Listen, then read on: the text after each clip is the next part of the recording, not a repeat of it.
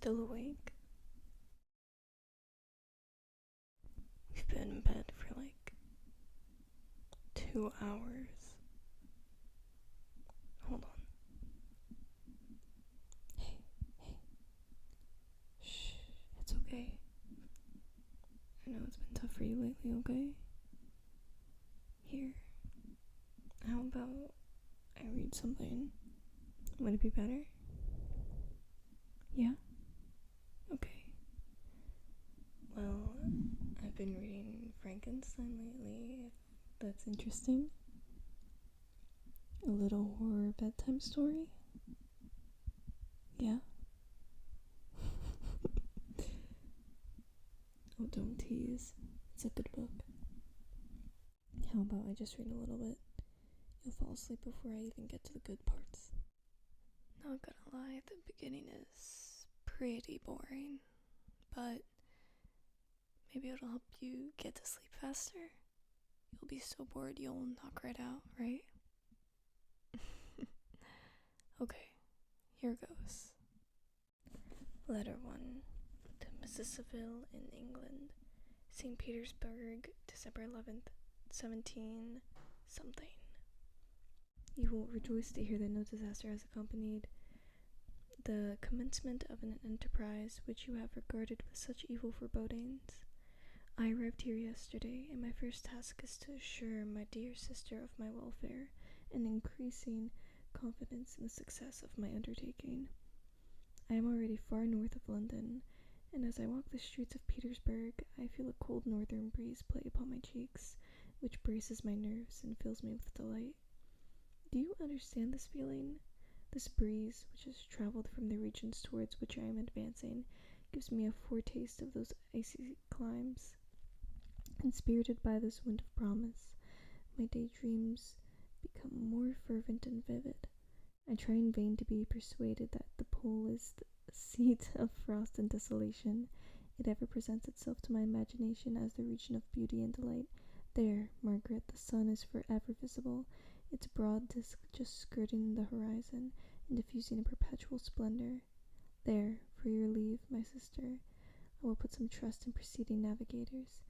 Their snow and frost are banished, and, sailing over a calm sea, we may be wafted to a land surpassing in wonders and in beauty in every region hitherto discovered on the habitable globe. Its productions and features may be without example, as the phenomena of the heavenly bodies undoubtedly are in those undiscovered solitudes. What may not be expected in a country of eternal light? I may there discover the wondrous power which attracts the needle, and may regulate 1,000 celestial observations that require only this voyage to render their seeming eccentricities consistent forever. I shall satiate my ardent curiosity with the sight of a part of the world never before visited, and may tread a land never before imprinted by the foot of man. These are my enticements, and they are sufficient to conquer all fear or danger of death, and to induce me to commence this laborious voyage with the joy a child feels when he embarks in a little boat with his holiday mates on an expedition of discovery up his native river.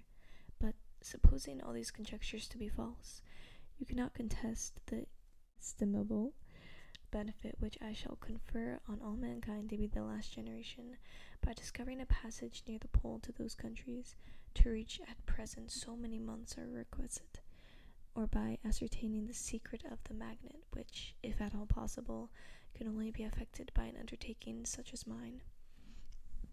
These reflections have dispelled the agitation with which I began my letter, and I feel my heart glow with an enthusiasm which elevates me to heaven, for nothing contributes so much to tranquilize the mind as a steady purpose, a point on which the soul may fix its intellectual eye.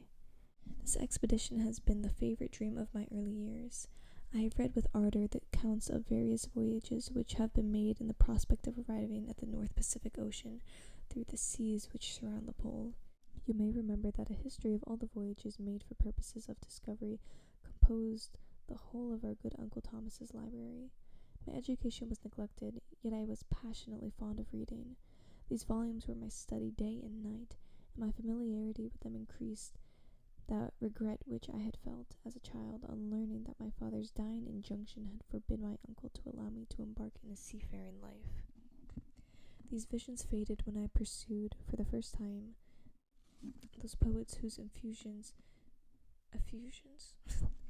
These visions faded when I pursued, for the first time, those poets whose effusions entranced my soul and lifted it to heaven. I also became a poet, and for 1 year lived in a paradise of my own creation. I imagined that I also might obtain a niche in the temple where the names of Homer and Shakespeare are consecrated. You are well acquainted with my failure and how heavily I bore the disappointment. But just at that time I inherited the fortune of my cousin, and my thoughts returned to the channel of their earlier bent. 6 years have passed since I resolved on my present undertaking. I can, even now, remember the hour from which I dedicated myself to this great enterprise. I commenced by injuring my body to hardship. I accompanied the whale fishers on several expeditions to the North Sea. I voluntarily endured cold, famine, thirst, and want of sleep. I often worked harder than the common sailors during the day and devoted my nights to the study of mathematics, the theory of medicine, and those branches of physical science from which a naval adventurer might derive the greatest practical advantage. Twice I actually hired myself as an undermate in a Greenland whaler, and acquitted myself to admiration. I must own I felt a little proud when my captain offered me the second dignity in the vessel, and entreated me to remain with the greatest earnestness, so valuable did he consider my services. And now, dear Margaret, do I not deserve to accomplish some great purpose? My life might have been passed in ease and luxury, but I preferred glory to every enticement that wealth placed in my path. Oh, that some encouraging voice would answer in the affirmative. My courage and my resolution is firm, but my hopes fluctuate and my spirits are often depressed. I am about to proceed on a long and difficult voyage, the emergencies of which will demand all my fortitude. I am required not only to raise the spirits of others, but sometimes to sustain my own when theirs are failing. This is the most favorable period for traveling in Russia. They fly quickly over the snow in their sledges. The motion is pleasant and, in my opinion, far more agreeable than that of an English stagecoach. The cold is not excessive if you are wrapped in furs, a dress which I have already adopted, for there is a great difference between walking the deck and remaining seated motionless for hours when no exercise prevents the blood from actually freezing in your veins. I have no ambition to lose my life on the post road between St. Petersburg and Archangel. I shall depart for the latter town in a fortnight or 3 weeks, and my intention is to hire a ship there, which can easily be done by paying the insurance for the owner, and to engage as many sailors as I think necessary among those who are accustomed to the whale fishing. I do not intend to sail until the month of June, and when shall I return? Ah, my dear sister, how can I answer this question? If I succeed, many, many months, perhaps years, will pass before you and I may meet. If I fail, you will never see me again soon, or never. Farewell, my dear, excellent Margaret. Heaven shower down blessings on you, and save me, that I may again and again testify my gratitude for all your love and kindness. Your affectionate brother, R. Walton. Where's the creature? Don't worry, we'll get to that. A few more letters. Letter 2 to Mrs. Seville, England. Archangel, March 28th, 17-something. How slowly the time passes here, encompassed as I am by frost and snow. Yet a second step is taken towards my enterprise. I have hired a vessel, and am occupied in collecting my sailors. Those whom I have already engaged appear to be men on whom I can depend and are certainly possessed of dauntless courage. But I have one want which I have never yet been able to satisfy, and the absence of the object of which I now feel as a most severe evil. I have no friend, Margaret. When I am glowing with the enthusiasm of success, there will be none to participate my joy. If I am assailed by disappointment, no one will endeavor to sustain me in dejection. I shall commit my thoughts to paper, it is true, but that is a poor medium for the communication of feeling. I desire the company of a man who could sympathize with me, whose eyes would reply to mine. You may deem me romantic, my dear sister, but I bitterly feel the want of a friend. I have no one near me, gentle yet courageous, possessed of a cultivated as well as of a capricious mind, whose tastes are like my own, to approve or amend my plans. How would such a friend repair the faults of your poor brother? I am too ardent in execution, and too impatient of difficulties, but it is still a greater evil to me that I am self-educated. For the first 14 years of my life, I ran wild on a common. I read nothing but our Uncle Thomas's books of voyages.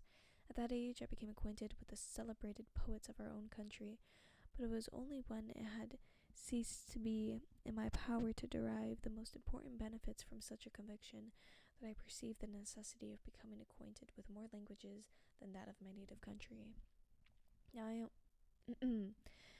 am 28 and am in reality more illiterate than many schoolboys of 15. It is true that I have thought more, and that my daydreams are more extended and magnificent, but they want, as the painters call it, keeping, and I greatly need a friend who would have sense enough not to despise me as romantic, and affection enough for me to endeavor to regulate my mind. Well, these are useless complaints. I shall certainly find no friend on the wide ocean, nor even here in Archangel, among merchants and seamen. Yet some feelings, unallied to the dross of human nature, beat even in these rugged bosoms. My lieutenant, for instance, is a man of wonderful courage and great enterprise. He is madly desirous of glory, or rather, to word my phrase more characteristically, of advancement in his profession. He's an Englishman, and in the midst of national and professional prejudices, unsoftened by cultivation, retains some of the noblest endowments of humanity. I first became acquainted with him on board a whale vessel. Finding that he was unemployed in this city, I easily engaged him to assist in my enterprise. The master is a person of excellent disposition, and is remarkable in the ship for his gentleness and mildness of his discipline. This circumstance, added to his well-known integrity and dauntless courage, made me very desirous to engage him. A youth passed in solitude, my best years spent under your gentle and feminine fosterage, has so refined the groundwork of my character that I cannot overcome an intense distaste to the usual brutality exercised on board ship. I have never believed it to be necessary, and when I heard of a mariner equally noted for his kindness of heart and the respect and obedience paid to him by his crew, I felt myself particularly fortunate in being able to secure his services.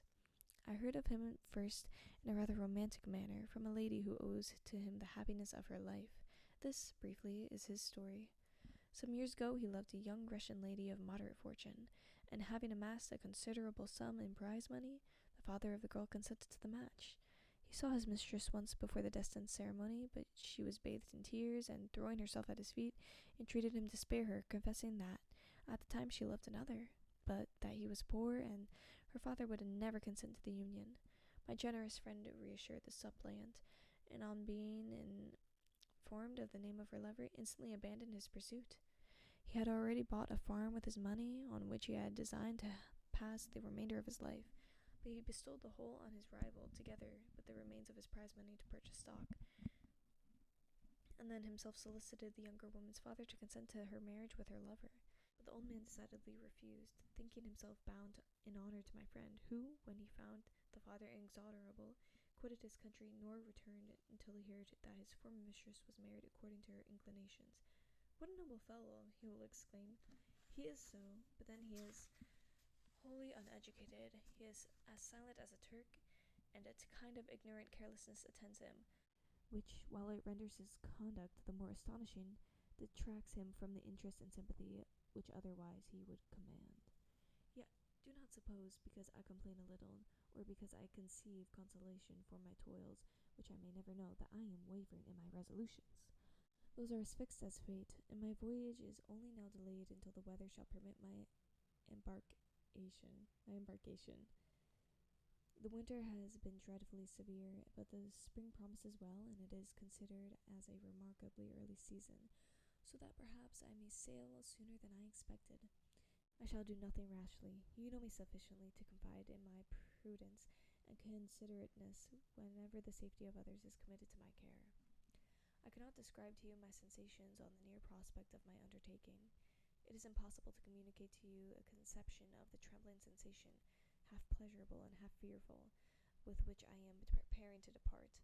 I am going to unexplored regions, to the land of mist and snow, but I shall kill no albatross, therefore do not be alarmed for my safety, or if I should come back to you as worn and woeful as the ancient mariner, you will smile at my illusion, but I will disclose a secret. I have also been attributed my attachment to, my passionate enthusiasm for, the dangerous mysteries of the ocean, to the production of the most imaginative of modern poets. There is something at work in my soul which I do not understand. I am practically industrious, painstakingly a workman to execute with perseverance and labor.